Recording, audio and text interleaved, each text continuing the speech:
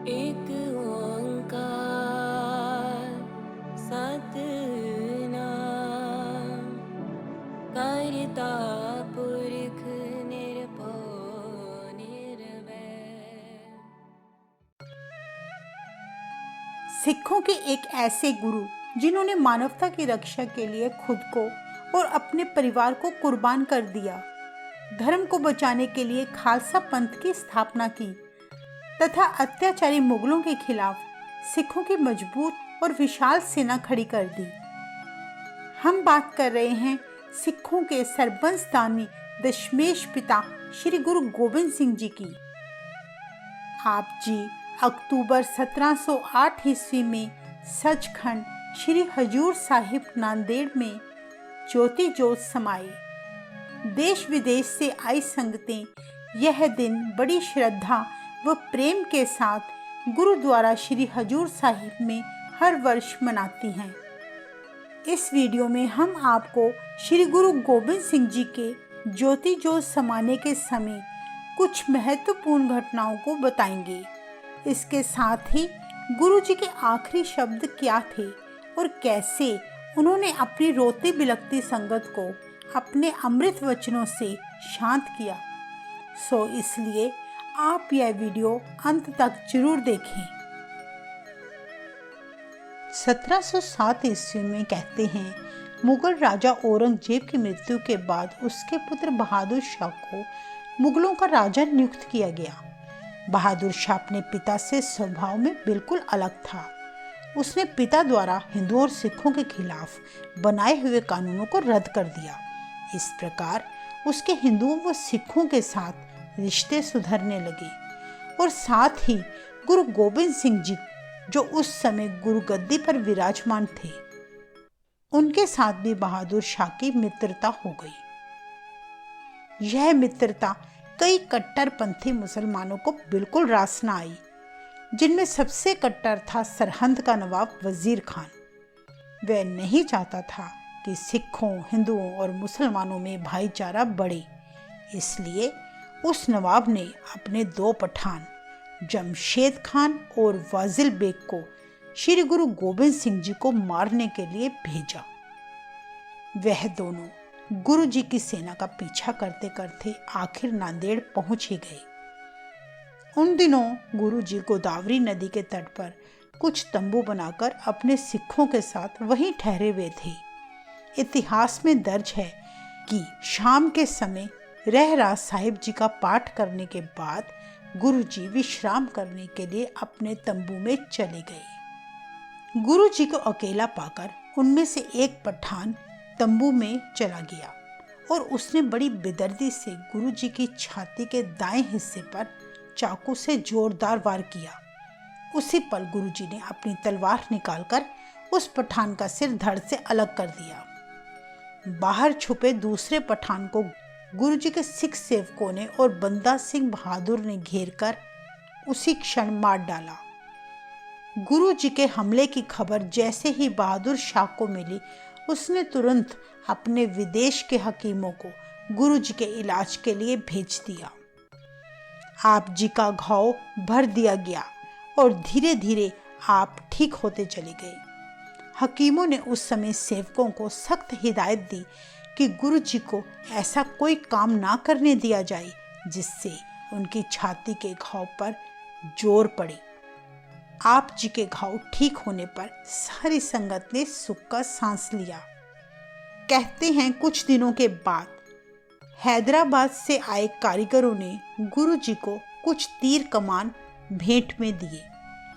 जैसे ही आप जी ने तीर कमान पर चढ़ाया, अधिक जोर लगने के कारण आपका घाव खुल गया और देखते ही देखते खून बहने लगा। हकीम ने आपके घाव पर मरहम पट्टी कर दी। आप जी को उसी समय आभास हो गया कि अब सचखंड जाने का बुलावा आ चुका है। बिना समय गवाए आप जी ने अपने सेवकों और संगतों को बुलावा भेजा और भाई दया सिंह जी को कहा कि श्री गुरु ग्रंथ साहिब जी का प्रकाश किया जाए और गुरुजी ने श्री गुरु ग्रंथ साहिब जी को 5 पैसे भेंट चढ़ाकर माथा टेकते हुए कहा कि अब से सिखों के 11वें गुरु श्री गुरु ग्रंथ साहिब जी होंगे और अब से कोई देहधारी गुरु नहीं होगा। हमारी जोत श्री गुरु ग्रंथ साहिब जी में ही रहेगी। जो जीव हमारे दर्शन करने का अभिलाषी होगा उसको श्री गुरु ग्रंथ साहिब जी में हमारे दर्शन होंगे। तब गुरुजी ने शब्द का उच्चारण किया, आज्ञा बही अकाल की तभे चलायो पंथ, सब सिखन को हुक्म है गुरु मानियो ग्रंथ। गुरु ग्रंथ जी मानियो प्रगट गुरां की देह, जो प्रभु को मिल बोच है खोज शब्द में लेह। राज करेगा खालसा आकी रहे न कोय, ख्वार होए सब मिलेंगे बचे शरण जो होए।